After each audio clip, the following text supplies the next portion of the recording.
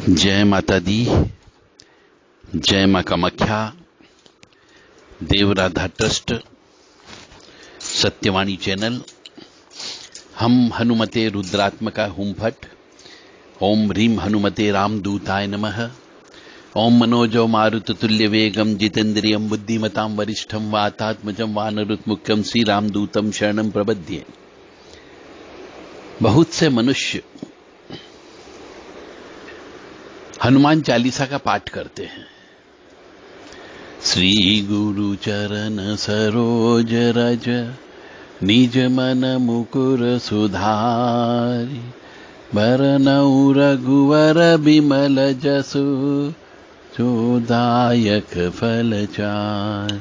इस प्रकार से हनुमान चालीसा का पाठ करते हैं।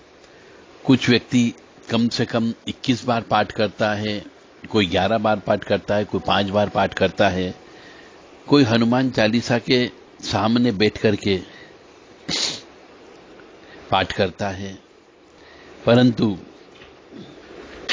उन्हें हनुमान चालीसा का फल प्राप्त नहीं होता है।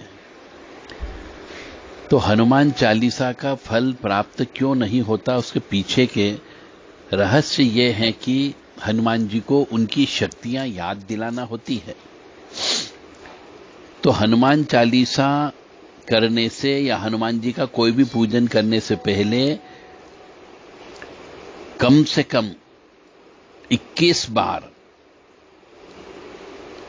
कुछ स्तुति हनुमान जी के सामने बोलना चाहिए। घी का दीपक लगाना चाहिए, उसके बाद बोलना चाहिए। तब हनुमान जी को याद आती कि हाँ, मेरी ये शक्तियां हैं, उन्हें याद दिलाना पड़ती है।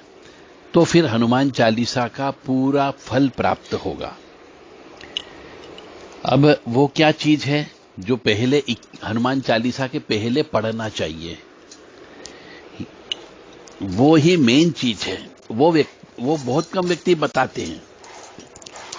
यही रहस्यमय ज्ञान आप देव राधा ट्रस्ट सत्यवाणी चैनल से सुन रहे हैं। वो स्तुति मंत्र जो है वह इस प्रकार है। यदि किसी भी व्यक्ति को चाहिए तो देव राधा ट्रस्ट से संपर्क करके यह स्तुति मंत्र को प्राप्त कर सकता है। कहहि रीछपति सुनु हनुमाना, का चुप साधि रहेहु बलवाना। पवन तनय बल पवन समाना, बुद्धि विवेक विज्ञान निधाना। कवन सो काज कठिन जग माही, जो नहीं होय तात तुम पाही। ये 3 लाइन जो है, ये हनुमान चालीसा का पाठ करने के पहले हर मनुष्य को बोलना चाहिए। उसके बाद हनुमान चालीसा का 21 बार या 51 बार या 54 बार या 27 बार पाठ करना चाहिए। तो हनुमान चालीसा का फल प्राप्त होता है। बहुत से लोग कहते हैं कि साहब हमने हनुमान चालीसा का रोज पाठ करते हैं। हर शनिवार मंगलवार को हम 27 या 108 या 54 बार हनुमान चालीसा के सामने खड़े होकर पाठ करते हैं, परंतु उसका हमें पूर्ण फल प्राप्त नहीं होता है। तो सिर्फ हनुमान जी के आगे दीपक जलाना, धूप दीप जला करके बैठ जाना या एक पैर पर खड़े होना और अधिक से अधिक फूलों की माला चढ़ा देना और निश्चित संख्या में हनुमान चालीसा पढ़ लेने से नहीं मिलता है पूर्ण लाभ। रामायण या सुंदर कांड में पढ़ा होगा कि हनुमान जी बचपन में बहुत शरारती थे। तो ऋषि मुनियों ने उन्हें कई प्रकार के श्राप दे रखे थे। और एक ऋषि मुनि ने श्राप दिया था कि जब तक आपको आपकी शक्तियों को जो व्यक्ति याद नहीं कराएगा, तब तक आप अपनी शक्ति का उपयोग नहीं कर पाएंगे।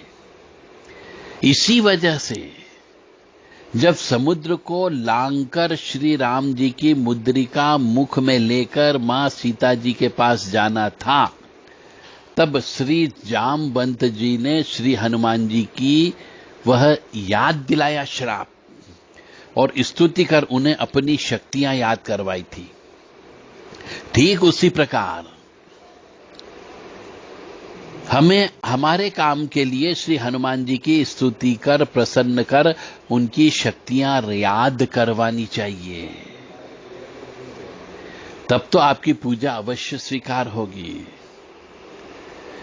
तो जो हनुमान जी के साधक हैं, जो हनुमान जी से प्रेम करते हैं, जो हनुमान जी के लिए उपवास रखते हैं, मंगलवार का मंदिर जाते हैं, प्रसाद चढ़ाते हैं, झोला चढ़ाते हैं, परंतु उसके बावजूद भी पूर्ण फल नहीं मिलता, उसका कारण यही है कि आप हनुमान जी को उनकी